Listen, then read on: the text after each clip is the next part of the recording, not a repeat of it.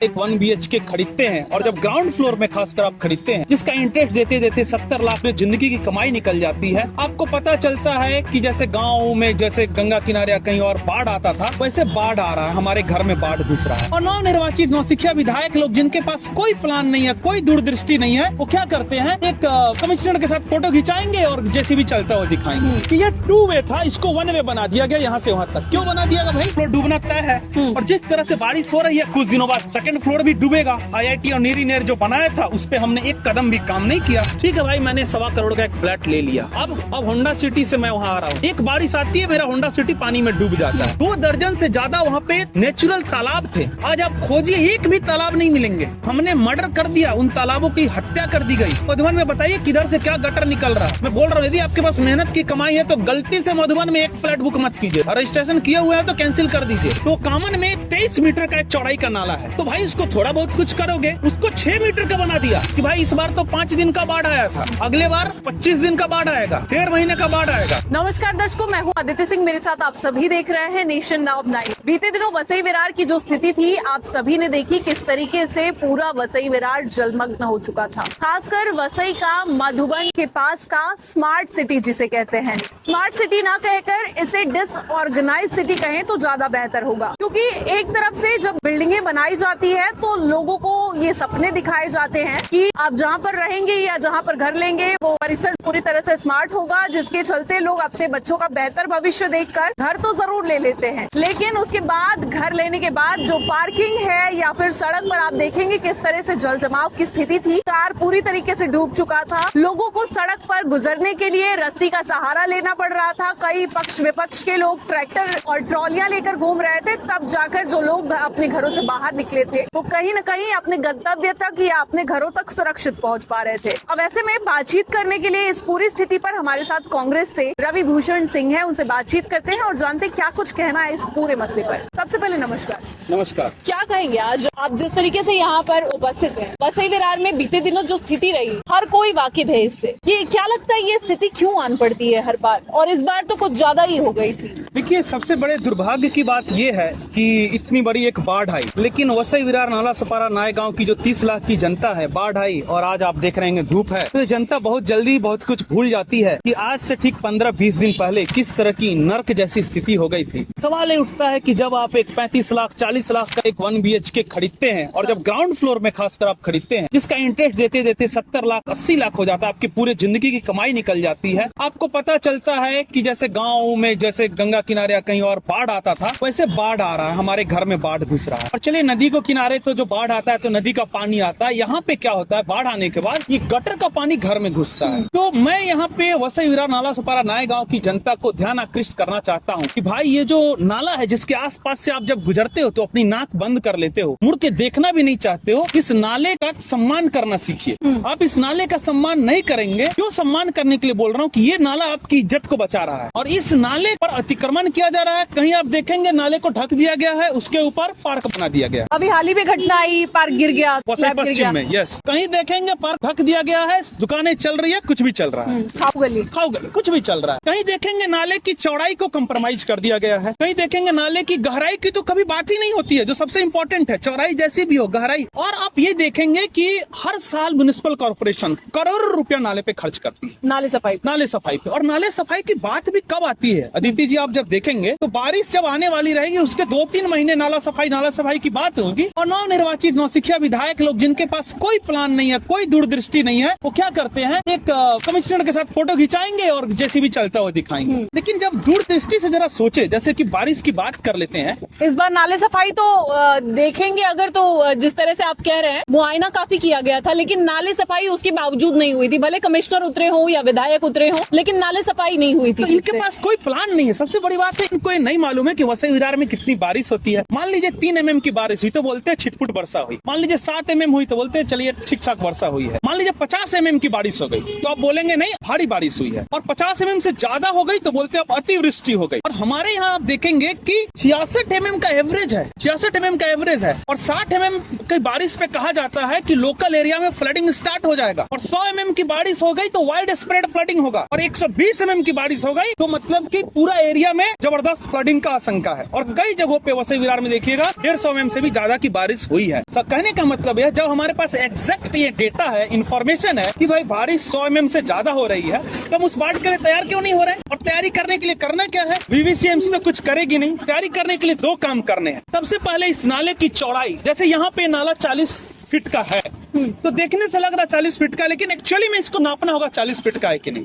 और नाले के बगल में जो आप रोड देख रहे हैं वो भी 40 फीट का है, ऐसा है मैप पे। ये मैप में है, मैप में जो इसका एक DP प्लान है सब होता है। तो डेवलपिंग प्लान के अकॉर्डिंग आप बात कर रहे हैं 40 फीट की। ये 2 लेन की जो सड़क है तो वो दोनों लेन को मिला के आप 40 फीट की बात कर रहे हैं? दोनों लेन मिला। लेकिन ये बची तो 20 ही फीट है, क्योंकि उस तरफ 20 की फीट भी नहीं है। आपको मैं सच बोलूं, अभी मीटर लेके आप नापेंगे वो 10 फीट है, वो 10 और 12 इस तरफ तो पूरा ये ब्लॉक है। ब्लॉक ही है। इस रोड का जान मार दिया इन्होंने। हम लोग एक आंदोलन किए थे, रोड बचाओ रोड पर आओ।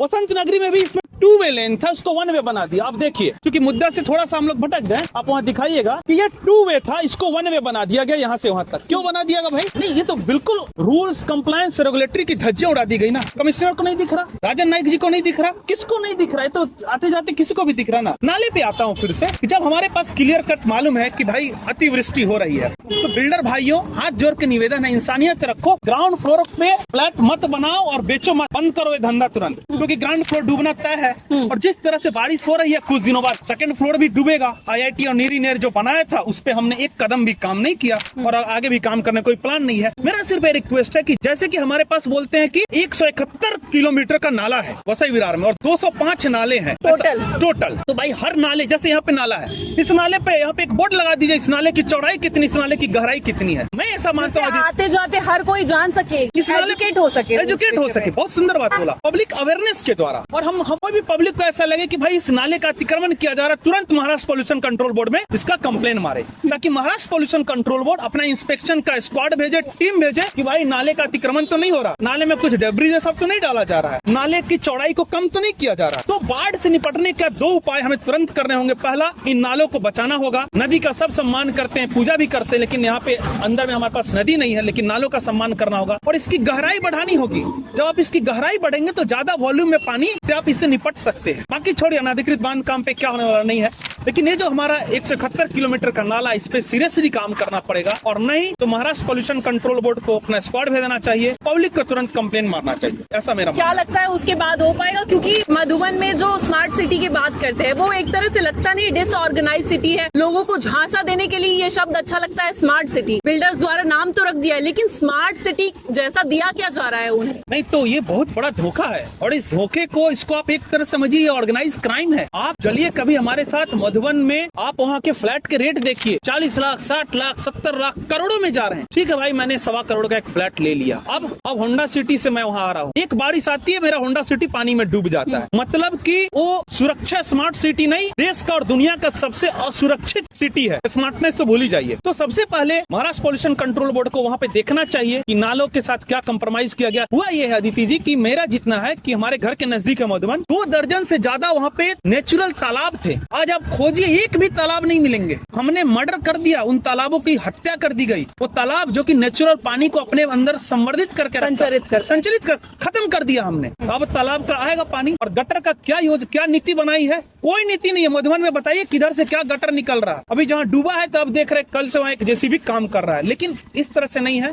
मधुबन में जितने भी बिल्डर हैं बिल्कुल धोखा दे रहे हैं, उनके ऊपर फ्रॉड का केस होना चाहिए। और वहाँ की बिल्डिंगें, मैं बोल रहा हूँ, यदि आपके पास मेहनत की कमाई है तो गलती से मधुबन में एक फ्लैट बुक मत कीजिए। रजिस्ट्रेशन किए हुए हैं तो कैंसिल कर दीजिए। निश्चित ही जो लोग लिए हैं वो खुद ही फंसा हुआ महसूस करते हैं कि ये कहाँ आ गए हम। उनके वही गाना सुनते हैं कि ये कहाँ आ गए हम, स्मार्ट सिटी बोल के हमें बाढ़ सिटी में फंसा दिया।